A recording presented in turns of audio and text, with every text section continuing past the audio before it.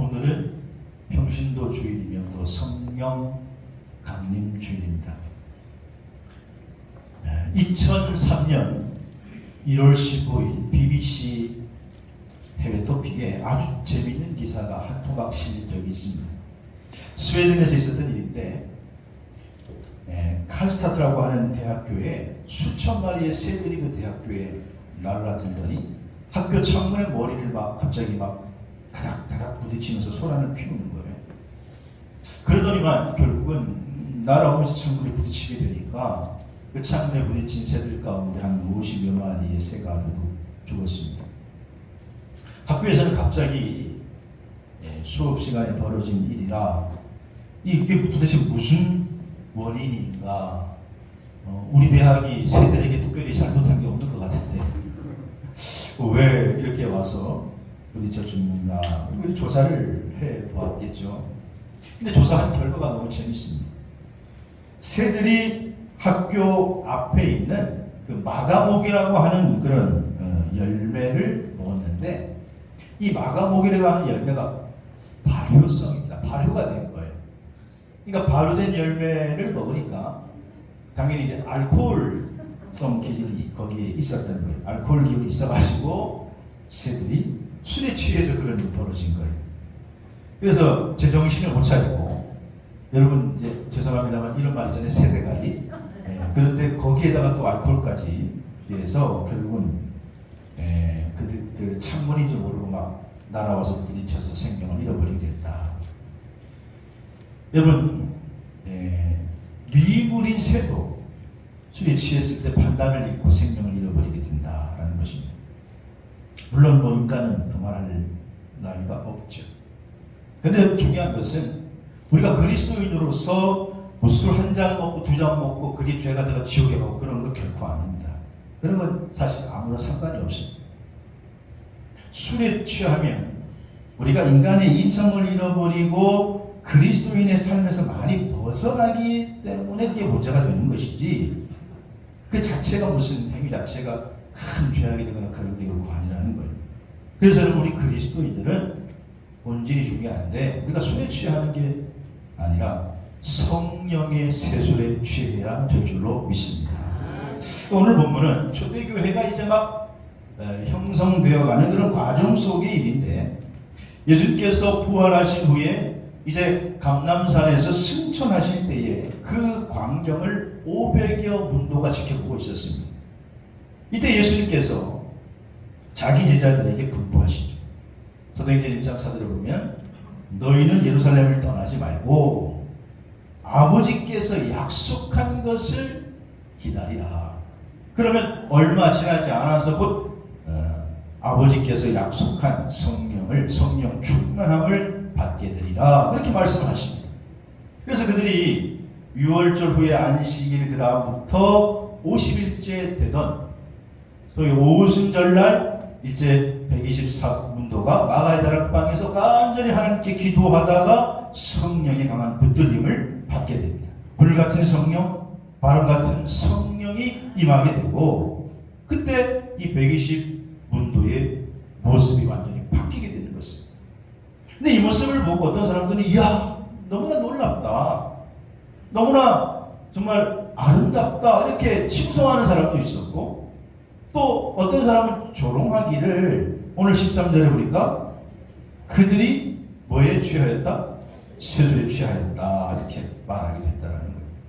오늘은 교회로 성령 강림을 기념하는 성령 강림절인데, 그래서 오늘 본문의 말씀을 통해서 저는 세술에 취한 사람들이라고 하는 제목으로 오늘 나누려고 합니다. 세술에 취한 사람들은 첫 번째는 뭐냐? 오늘 본문 1절에 보니까 그들이 다 같이 한 곳에 모였더니, 한 곳에 모여서 뭐 했을까요? 기도했다는. 그러니까 한 곳에 모여서 기도했다. 쇠술에 취한 사람들은 한 곳에 모여서 기도했다는 거예요. 자, 여기에서 지금 12사도 120문도가 한 곳에 모여서 한 마음 한 뜻으로 기도하는 장면을 보여주고 있는데, 여기에 모였더니라고 하는 이 말은 원어로 에산이라고 하는데 미완료 수동태입니다. 무슨 말이냐면 지속적으로 반복해서 그런 의미를 가지고 있습니다. 그들이 지속적으로 같이 반복해서 계속해서 기도했다. 한 번만 기도하는 거로 그친 것이 아니라 계속해서 기도했다. 그랬을 때 그들에게 성령이 불같이 임하게 된 줄로 믿습니다. 예수님도 제자들에게 말씀하시기를 마태복음 18장 19절을 보면 진실로 다시 너에게 이르노니, 지금 강조하실 때 진실로 이 말씀 쓰시죠. 진실로 다시 너에게 이르노니 너희 중에 두 사람이 땅에서 합심하여 구하면 하늘에 계신 내 아버지께서도 그들을 위해서 이루게 하시리라. 합심하여. 오늘 예수님께서도 말씀하신 게 합심하여. 물론 기도는 우리가 오늘 개인 기도 있지만은 반면에 교회에서 함께하는 몇몇 사람들이 함께 합심하여 하는 기도를 우리 하나님이 들으시고 하나님께서는 이 합심 기도에 역사하시는 분이신 줄로 믿습니다. 사도행전 12장에 보면 초대교회가 막 이제 세워져가는 과정 속에 첫 번째 순교자가 등장합니다. 그 순교자는 누구냐? 예수님 제자 가운데 첫 번째 순교자는 누구예요? 야고보라고 하는 순교자예요. 야고보. 당시에 왕은 헤롯 아그리파 1세였는데 사도행전 12장 2절에서 3절을 보니까 요한의 형제 야고보를 칼로 죽인 사람이 헤롯 아그리파죠. 헤롯이 죽였는데 문제는 3절에 유대인들이 이 일을 보고 기뻐했다. 헤롯 왕이 야고보를 처형했는데 처형하고 나니까 백성들에게 이 헤롯 왕의 인기가 자꾸 올라가는 겁니다. 그러니까 헤롯 왕이 이거 봐라. 당시에 유대 사회에는 유대인들이 대부분이죠. 그러니까 유대인들은 당시에 유대교인들이었습니다. 그래서 유대교 입장에서 지금 예수는 이단인 거예요. 근데 그를 따르는 제자들을 처형하는 것이 하나님의 뜻이라고 당시 유대교인들은 생각했기 때문에 헤롯 왕이 막상 야고보를 처형했는데 유대인들에게 인기가 올라가니까 여러분 예나 지금이나 정치인들은 어디에 민감해요? 네? 어디에 민감해요? 여론에 민감해요. 여론에. 그래가지고 여론을 얻기 위해서 뭐 선심성 정책도 주고 돈도 막 나눠주고 하는 거 아니에요. 그래가지고 야 몇 프로 올랐대 몇 프로. 맨날 정치인들은 관심 갖는 게 지지도 여론이 몇 프로 올랐대 몇 프로 떨어졌대 몇 프로. 그런데 지금 헤롯이 가만히 보니까 헤롯도 마찬가지 아니겠어요? 자기 지지도가 자꾸 올라가니까 그래? 야고보를 죽이니까 인기가 올라가네? 그래가지고 이제는 베드로까지 잡아 죽이려고 옥에 가뒀어요. 그때는 무교절이었어요. 무교절. 그래서 잡아가지고 무교절날 처형을 시키려고 하는 거예요. 왜냐? 무교절에는 사람이 많이 모이니까. 명절이니까 많이 모이니까 많은 사람들 앞에서 처형하면 자기의 인기가 더 올라가겠지. 반면에 지금 교회는 위기를 처하게 된 것이죠. 그래서 이런 위기에 처한 초대교회가 뭐를 했느냐? 사도행전 12장 5절을 보니까 이에 베드로는 옥에 갇혔고 교회는 그를 위하여 어떻게 해요? 간절히 하나님께 기도하더라. 위기를 만난 초대교회가 할 수 있는 게 없었어요. 당시 초대교회에 힘이 없었습니다. 정치적으로 할 수 있는 게 아무것도 없었습니다. 그래서 전능하신 하나님이 개입하시는 방법밖에는 없기 때문에 하나님은 초대교회의 간절한 기도를 원하셨고 그들은 하나님 앞에 간절히 기도했을 때에 하나님께서 그 기도를 들어서 개입해 주신 줄로 믿습니다. 12장 사도행전 12장 7절에 보니까 간절히 교회가 기도했더니 주의 사자가 나타나서 베드로를 어떻게 해요? 살려주는 거예요. 베드로를 깨우는 거예요. 수갑에 채워서 피곤해가지고 베드로가 지쳐서 잠이 들었는데 주의 사자가 나타나서 툭툭 치는 거예요. 툭툭. 누가 치냐 그러고 일어나 봤더니 비몽사몽간에 꿈이 새기신지 모르는데 일어나 봤더니 자기 수갑에 쳐서 굴려있는 거예요. 이게 어떻게 된 일인가? 그러니까 따라와라. 그러니까 베드로는 꿈인 줄 알고 따라가라고 하니까 따라가는 거예요. 근데 가는 데마다 옥문이 처그덕 계속 열리는 거예요. 따라가라. 그래서 계속 그냥 따라갔는데 따라가다 보니 깨보니까 어디냐? 감옥 밖에 나와 있는 거예요. 시내에 나와 있는 거예요. 그래서야 베드로가 아하 나를 살리시려고 하나님이 천사를 보내셨구나. 그걸 깨닫고 곧장 마리아의 집으로 달려갑니다. 그래서 사도행전 12장 12절에 보니까 깨닫고 마가라 하는 요한의 어머니 누구의 집에? 마리아의 집에 갔는데 거기서 여러 사람이 모여 뭐 하고 있었더라? 기도하고 있었다. 베드로가 나올 때까지 교회는, 초대교회 성도들은 모여서 합심해서 기도하고 있을 때 하나님께서 그 기도를 들으시고 역사해 주신 줄로 믿습니다. 여러분, 그러면 문제를 만나면 한마음 한뜻이 되어 기도하는 합심 기도가 능력이 있는 줄로 믿으시기를 바랍니다. 그래서 너희 기도가 아니라 우리 기도. 오늘 세술에 취한 사람들, 하나님의 부르심을 받은 사람들이 한마음 한뜻이 되어 모여 합심해서 기도할 때에 하나님이 역사해 주셨다. 기독교 작가 작품 가운데 스토미 오마샨이라고 하는 여인이 있는데, 이 여인이 쓴 작품 가운데 합심 기도의 능력이라고 하는 책이 있어요. 합심 기도의 능력. 이 책의 한 일화를 소개하면 1970년 말, 꽤 오래지요. 스토미 이 오마샨이라고 하는 작가가 자기 교회 수요예배에 참석했어요. 참석했더니 그날 저녁에 같이 기도합시다 라고 하면서 주어진 기도의 제목이 뭐였냐 하면, 주여 베를린 장벽이 무너져서 동독 사람들이 자유를 얻게 해주시옵소서. 그 기도를 하는 거예요. 그 기도. 동서 지금 분리되어 있고 냉전 시대에, 70년대로 냉전 시대잖아요. 70년을 안 살아가지고 알란가 모르겠네.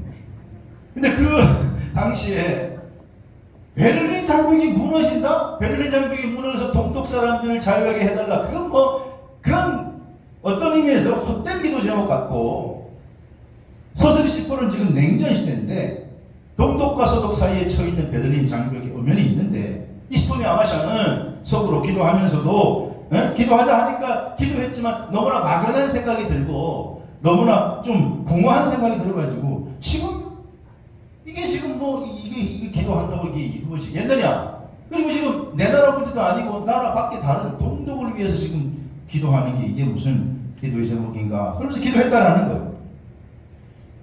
뭐 자유를 주옵소서 같이 기도하니까 동독 사람들에게 자유를 주옵소서 기도했어요. 그런데 17년이 흘렀죠. 미국의 레이건 대통령이 연설을 하면서 당시에 소련 성장 고르바초프에게 제안을 합니다. 우리 베를린 장벽을 제거하자. 그런 제안이 연설이 나오니까 그때 이 교회는 더 고무돼가지고, 야, 베를린 장벽이 무너져서 동독 사람들이 자유를 얻게 해달라고 기도했는데, 무려 한 20년 가까이 기도했는데, 때가 됐나 보다 그러고 막 열심히 막 기도했는데, 아니나 다를까 정확히 레이건 대통령이 제안한 2년 후에 1989년 1월 11일 베를린 장벽이 합법적으로 무너지게 된 줄로 믿습니다. 이때 이 스토미 오마샨이라고 하는 여인이 충격을 받아요.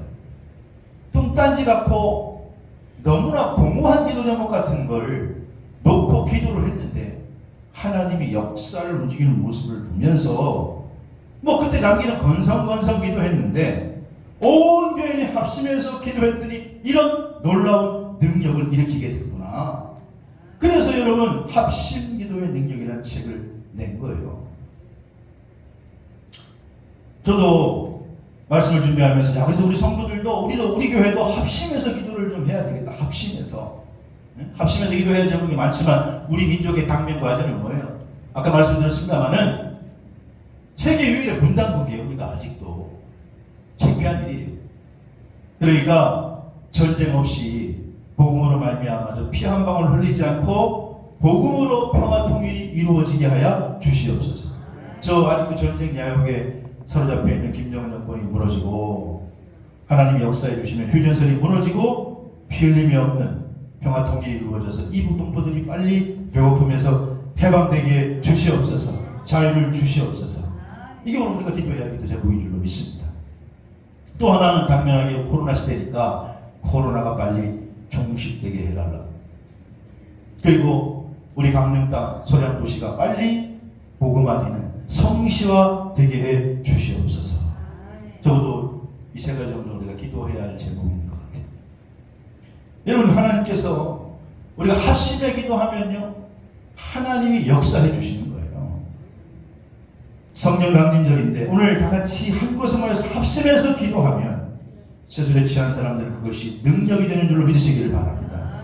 두 번째로 오늘 세술에 취한 사람들 두 번째는 뭐냐? 성령의 충만함을 받았다. 있습니다. 그들이 학교 모여 기도 활동을 사대로 보니까 성령의 충만함을 받고, 그렇게 말하죠. 성령의 충만함을 받고 학교에서 모여 기도했을 때 성령의 충만함을 받았다. 여러분, 성령 충만이라고 하는 게 뭘까요? 우리가 성령 충만 그걸 말 많이 하는데, 성령 충만함이라고 하는 것을 이렇게 한번 설명을 해보면 좋을 것 같아요. 우리 심령 속에 성령이 가득하여 다른 어떤 생각이 전혀 침범할 수 없는 상태. 우리 심령 안에 성령이 내주하시는데 성령이 충만해서 다른 생각이 감히 침범할 수 없는 상태, 이거 바로 성령 충만이다, 이렇게 말할 수 있어요. 그래서 성령에 사로잡히게 되면 우리는 자꾸 성령님이 주시는 생각을 하게 되고, 그러다 보니까 성령님이 인도하는 일을 감당할 수가 있게 되는 것이에요. 여러분, 예수 믿고 10년, 20년 됐는데도 아직까지 너무 육신의 생각으로만 가득 차 있다. 이거는 성령 충만과는 거리가 먼 거예요. 저 성령 충만하면 성령께서 나를 사로잡기 때문에, 내 심령 안에 좌정하셔서 가득 차시기 때문에 자꾸 성령님이 기뻐하시는 대로 우리가 발걸음을 걸어가게 되는 줄로 믿으시기를 바랍니다. 그래서 내 마음과 생각과 삶이 자꾸 성령에 이끌리는 대로, 그래서 순종하게 되면 성령님과 함께 동행하는 길을 걷게 되는 것이에요. 마가복음 4장 1절에도 보면 우리 예수님께서도, 심지어 예수님도 공생애를 시작하시면서 처음에 금식기도를 하러 가시는 장면이 소개되는데, 그때에 예수님이 그냥 금식기도 하러 가신 게 아니라 성령에게 어떻게 해요? 이끌리셔서 갔다. 성령에게 이끌리셔서. 우리 주님도 성령에 이끌리는 삶을 사셨던 거예요. 또 초대교회 7 집사 가운데 하나인 우리 바나바 집사님도 성경은 바나바를 소개하기를, 바나바 집사님을 뭐라고 소개하느냐, 사도행전 11장 24절에 같이 읽어볼까요? 시작. 바나바는 착한 사람이요 성령이 충만한 사람이라, 이에 큰 무리가 죽게 더하여지더라. 바나바를 소개하면서 어떤 집사님이라고 그랬냐? 어떤 집사님이? 착한 사람이고 성령이 충만한 사람. 뿐만 아니라 사도 바울도 마찬가지예요. 사도 바울이 3차 전도여행을 마치고 예루살렘으로 귀향할 때, 귀향하면서 중간에 잠깐 밀레도라고 하는 곳에 들리게 됩니다. 그때 에베소 교회 장로님들이 오셨다가 바울이 예루살렘으로 돌아간다 그러니까 에베소 교회 장로님들이 말려요. 아우, 사도 바울 보고 왜 거기 가시려고 합니까? 가지 마세요. 거기 가면 감옥에 갇히고 큰 시련이 있을 텐데 왜 가시려고 합니까? 이때 사도 바울이 뭐라고 얘기하느냐? 사도행전 20장 22절에 보라, 이제 나는 어디에 매여? 성령에 매여서 간다. 성령이 이끌려서 간다.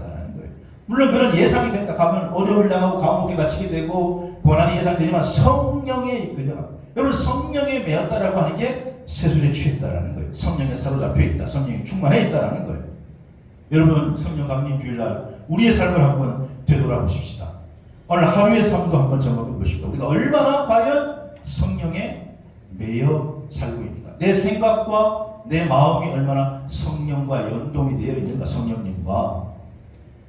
사랑하는 열만나 가족 여러분, 세술에 취해 살아가는 사람들처럼 성령에 붙들리는 인생 되시기를 주의 이름으로 축원합니다.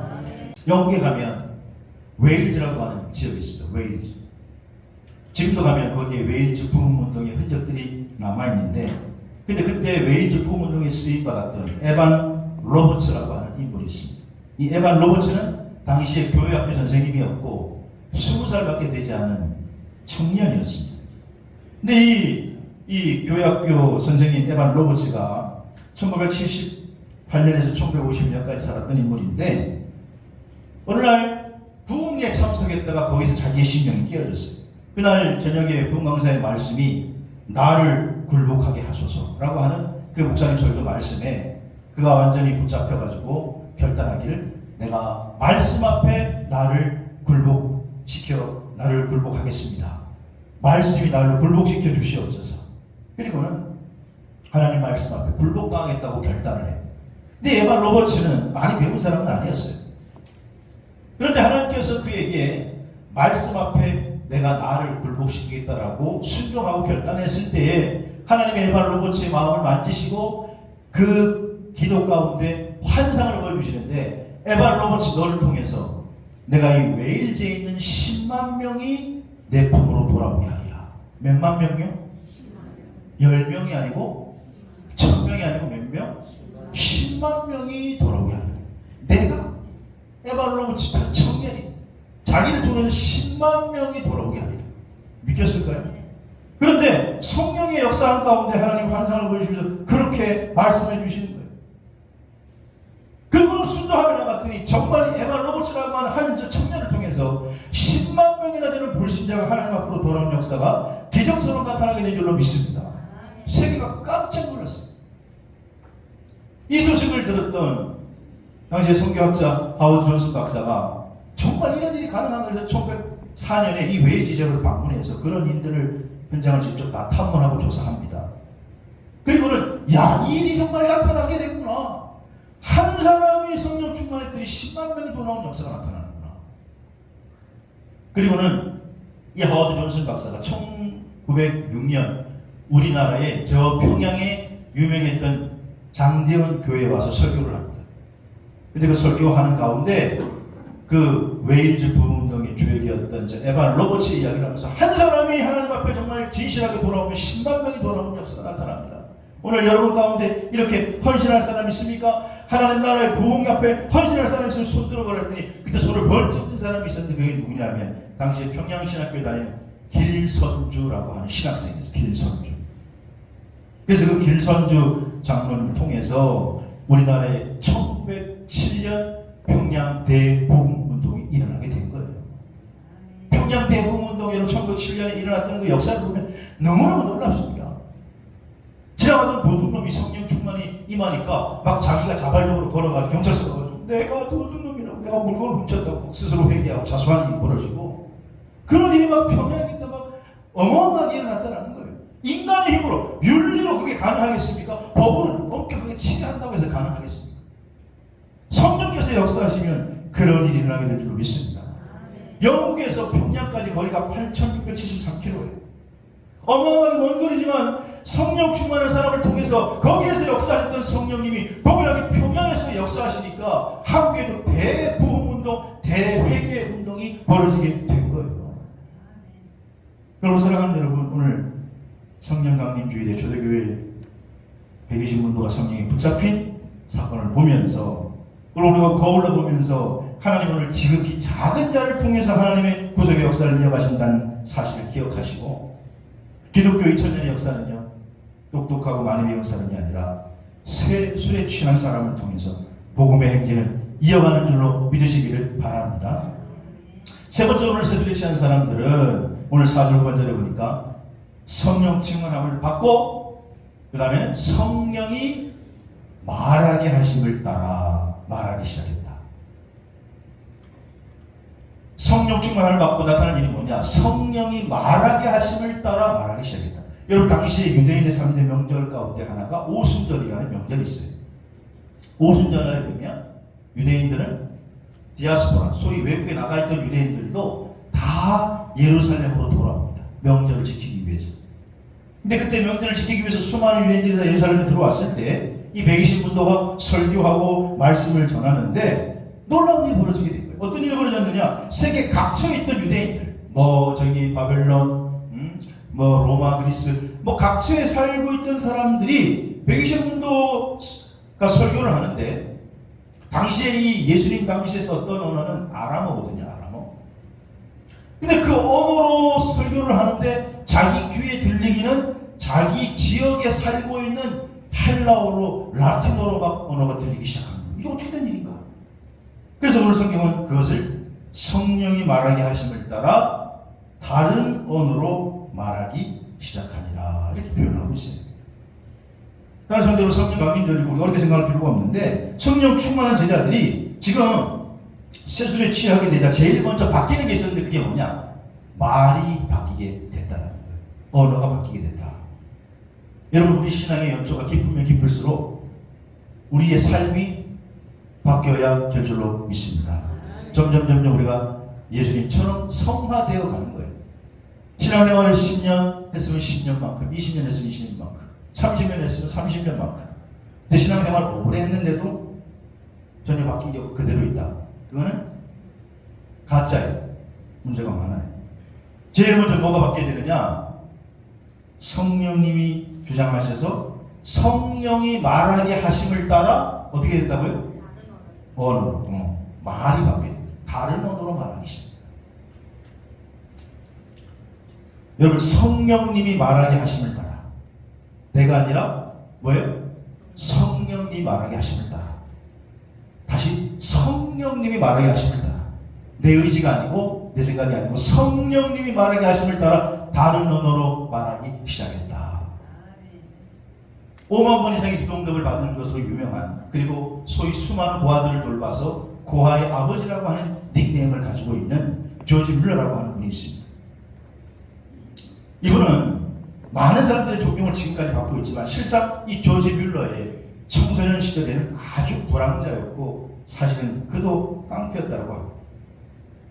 마을 사람들이 조지 뮬러를 보고 저거 커가지고 나중에 저거 뭐가 된대 저거. 아유 걱정 참 되네 진짜. 내 자식은 아니지만 참 걱정되네. 그럴 정도로 아버지 돈도 훔치고 거짓말도 일삼고 나마다 불황자들과 어울리면서 경찰서, 교도소를 자기 집처럼 드나들었던 사람이 조지 뮬러였습니다. 몰랐죠? 조지 뮬러가 누군지도 몰랐죠? 근데 이 조지 뮬러가 이렇게 장래가 없고 희망이 없는 어둠 속에 살던 조지 뮬러를 거기서 끄집어내는 결정적인 계기가 뭐냐? 그 동네에서 목회하고 있던 목사님의 한마디였는데, 목사님 조지 뮬러를 만났을 때 이렇게 이야기했다 그래요. 조지 뮬러야, 사람의 나쁜 버릇은 단번에 고쳐지지는 않는다. 그러나 하나님이 한번 택한 사람은 버리는 법이 없지. 나쁜 버릇이 있다고 하나님은 안 버려. 그러니 낙심하지 말고 용기를 가져라. 하나님의 품으로 다시 돌아오거라. 이 한마디를 했는데 그 말이 조지 뮬러의 가슴에 팍 박힌 거예요. 왜냐하면 동네 사람들, 자기 부모님 부르고 동네 사람들은 다 조지 뮬러를 버렸고 심지어 자기 자신도 자기에 대한 희망을 버렸어요. 이렇게 살아가니 어차피 인생은 끝난 거지. 희망이 없는 사람이라. 그렇게 생각했는데 목사님의 한마디가 하나님은 절대로 너를 버리지 않아. 이 한마디의 조지 뮬러 인생을 바꾼 거예요. 그래, 하나님은 버리지 않는 분이 있구나. 나를 포기하지 않는 분이 있구나. 그리고는 그는 악의 도구에서부터 선의 도구로, 선의 도구로 인생이 바뀌기 시작하는 거예요. 사랑하시는 성도 여러분, 오늘 성령 강림 주일날 사실 우리의 행복은 어디서 오느냐? 먼 데서 오는 게 아니에요. 우리가 쓰는 말에서 오는 거예요. 말을 잘못하면 불행해지는 거예요. 부모지간에도 그렇고 부모와 자녀지간에도 그렇고 직장에서도 그렇고 가장 중요한 것은 말이에요. 오늘 믿는 성도들이 세수에 취한 성도들이라고 한다면 언어를 잘 사용해야 될 줄로 믿습니다. 네? 오늘 무엇보다도 제일 중요한 것은 성령이 우리에게 임하면 바뀌는 게 있는데, 눈으로 드러나는 게 있는데 뭐냐? 말이 바뀐다는 거예요. 말이. 여러분, 우리가 사람을 볼 때 완벽하게 장점만 가지고 있는 사람도 없고 또 단점만 가지고 있는 사람도 없어요. 사실 사람은 다 장점도 있고 단점도 가지고 있어요. 근데 어떤 사람은 단점만 보고 저 사람은 어떻고 저쩌고 비판하는 사람이 있고, 어떤 사람은 또 장점만 보고 칭찬하고 격려하는 사람도 있어요. 근데 보통 사람들의 마음은 대부분 장점을 보고 칭찬하고 격려하기보다는 대부분 단점을 보는 눈이 인간은 더 발달되어 있습니다. 그래서 다른 사람의 허물에 대해서 얘기하고, 몇 사람 모이면 그래서 우리가 소위 뭐예요? 화장실을 못 가잖아요. 화장실. 뒷담화를 하기 때문에. 이 보통 사람들의 심성이라는 거예요. 그런데 믿음의 사람들은 어떤 사람들이냐? 여러분, 믿음의 사람 다윗은요, 왜 훌륭하냐? 다윗의 기도 중에 이런 시가 있어요. 한번 찾아보세요. 시편 141편 3절 찾아보세요. 시편 141편 3절. 다윗은요, 정말 어떻게 그렇게 참 아름다운지, 사울이 자신을 이유 없이 죽이려고 해도 여호와의 기름 부은 영을 내가 함부로 어떻게 건드릴 수 있느냐. 그리고 그를 건드리지 않았으면서도 자기의 신앙 관리는 어떻게 했는지 아십니까?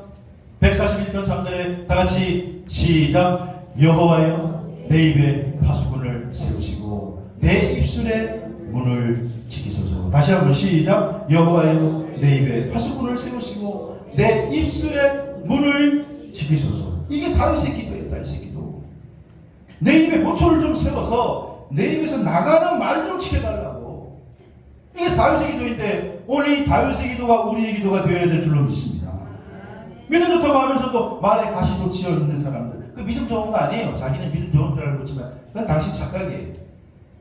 믿음 좋다고 하면서 남에게 상처 팍팍 주는 생활은 믿음 좋은 게 결코 아니에요. 세상에 취한 사람들을 보니까 오늘 성령의 말하게 하심을 따라 말하게 된다는 거예요. 그런 사람이 믿음 좋은 사람인데 그러면 말이 바뀌게 된다는 거예요. 성령 강림 주일날 우리 자신을 한번 돌아보고 성령이 말하게 하심을 따라 말하게 되시기를 주의 이름으로 축원합니다. 간단한 거예요. 사실 성령이 임하면 성령 충만이라고 하는 게 무슨 어마어마한 게 아니라 내 입술을 주장하면 성령께서 내 입술을 주장하시기 시작하면 우리는 누구를 함부로 비방하거나 험담하지 못해. 그리고 내 입에서 나오는 말이 감사이고 사랑하고 세워주고 위로하고 아멘 할 때까지 해야 되겠네. 힘을 북돋아주고 이런 말을 자동적으로 하게 되어 있는 줄 믿으시기 바랍니다. 말이 안 돼 내 입을 주장하면 자꾸 험담하고 직무하고 불평하고 원망하는 말을 하게 돼 있다는 거예요. 어느 생활을 보면 사람이 수준이 있다. 어느 생활을 봐도 그 사람이 인격을 아는데 말을 보면 그 사람이 믿음이 드러나게 돼 있는 거예요. 어떤 분들은 아유 목사님 나는 그래도 못 고쳐요. 태어날 때부터 원래 그랬어요. 그거는 자기 생각이지 성령님이 못 고치는 분은 없습니다. 그래서 바울은 뭐라 그러냐? 나는 날마다 뭐 한대요? 죽는데요. 날마다. 자기가 스스로 막 칼을 찔러서 자학한 게 아니고 성령님이 내 안에 계시기 때문에 성령님이 자꾸 자기의 자아를 나의 에고를 나의 성격을 자꾸 죽인다는 거예요. 날마다. 그래서 날마다 죽는다는 거예요. 그래서 변하게 되어 있다는 거예요. 오늘 성령 강림주를 맞아서 너 때문이 아니라 나를 한번 살펴보고 내가 오늘 내 자녀에게 내 남편에게 아내에게 성령의 언어를 쓰고 있는지를 점검해보고 내가 성령의 언어를 쓰면 그게 나에게 돌아오게 되는 줄로 믿습니다. 말씀을 정리하면 세술에 취한 사람들은 한 곳에 모여서 합심해서 기도했는데 그 기도가 하나님이 응답하시는 기도라는 거예요. 그랬더니 성령의 충만함을 받게 되고 제일 먼저 충만함을 받게 되면 내가 말하는 게 아니라 성령의 말하게 하심을 따라 성령의 언어를 말하는 저와 여러분이 되시기를 주의 이름으로 축원합니다. 기도하겠습니다.